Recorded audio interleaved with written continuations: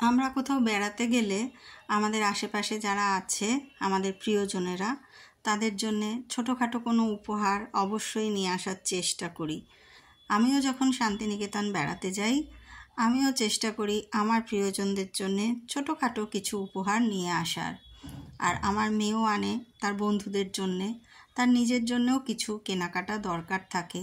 আর এই SBI market বা এই এসবিআইয়ের মোড়টা এই বোলপুর শান্তিনিকেতনে খুব জমজমাট একটা মার্কেট প্লেস।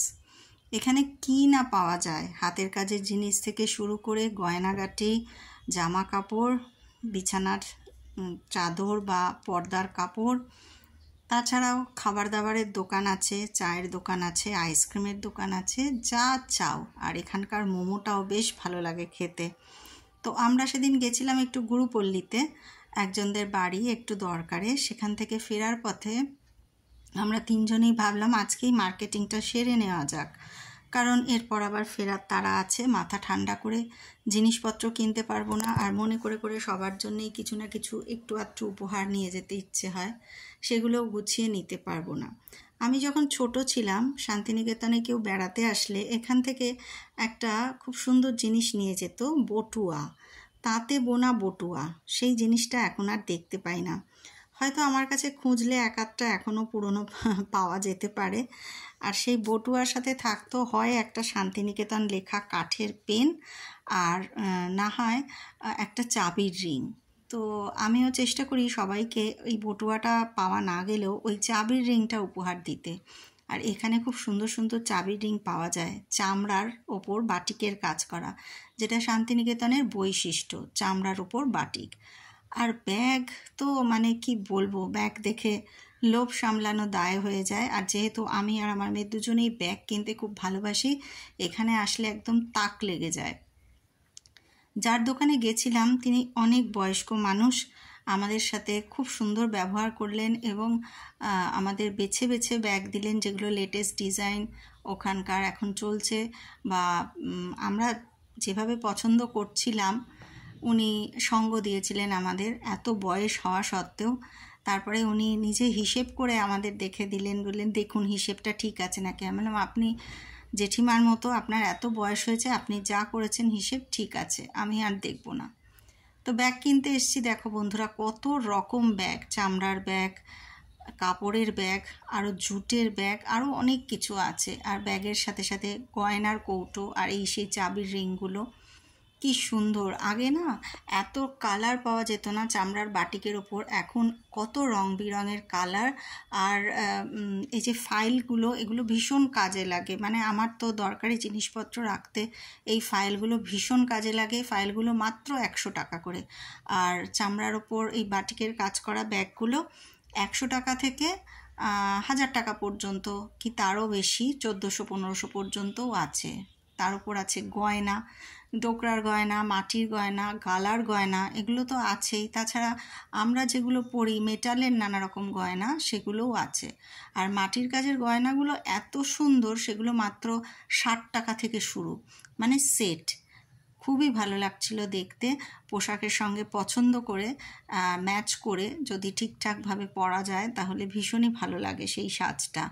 আর আজকালকার মেয়েরা তো সোনার গয়না পরতেই চায় না, এইসব গয়নার ওপরেই ঝোঁক।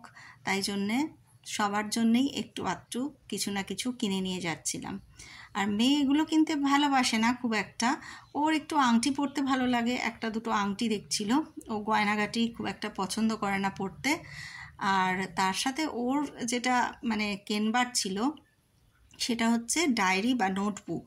শান্তিনিকেতনে আসলেই কোনো না কোনো একটা দিন বেরিয়ে ও ডায়েরি বা নোটবুক কিনবেই, ওটা ওর নেশা, মানে ওটার হবি, জমায় আর কি। ওর স্টকে যে কত রকম নোট বই আছে, ও আর আমি দুজনেই লিখতে ভালোবাসি। ওর ফাউন্টেন পেন আর নোটবুক কালেকশন নিয়ে একদিন একটা ভ্লগ করব। ভীষণ ভালোবাসে ওগুলো কিনতে, যেগুলো ওর কাছে এইসব গয়না, ব্যাগ, জামা কাপড় এগুলোর থেকেও অনেক দামি। আর নিজে হাতে এত সুন্দর করে সেগুলো সাজিয়ে রাখে, সেটাই যদি কারোর বিন্দুমাত্র হাত পড়ে ও ঠিক বুঝে যায় যে এই জিনিসটা এখান থেকে সরে গেছে। এতটাই কনসার্ন ওই জিনিসগুলোর প্রতি। তো যাই হোক, আমার খুব একটা পছন্দ হচ্ছিল না সব কিছুই।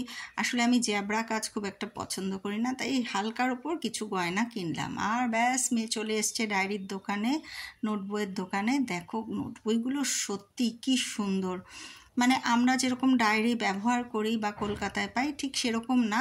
এর ওপর মানে ডায়েরিটার ওপর একটা ওদের ওখানকার যে কাপড়গুলো, বিশেষ করে আজরাক প্রিন্ট, বাটিক প্রিন্ট, হ্যান্ডলুমের সব কাপড়, নানা রকম কাপড় দিয়ে মোড়ানো থাকে, মলাট দেওয়া থাকে।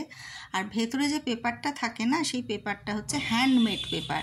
এই হ্যান্ডমেড পেপারগুলো এত ভালো লাগে লিখতে বা দেখতে, কি বলবো। দেখো ডায়েরিগুলোর প্রত্যেকটা ডিজাইন অনবদ্য। আর এই ডায়েরিগুলো 70 টাকা থেকে শুরু, এইগুলো প্রায় 250-300 টাকার উপরও আছে দাম। সাইজ অনুযায়ী এগুলোর দাম হয়। খুবই সুন্দর দেখতে, মেয়ে পছন্দ করে করে কিনছিল।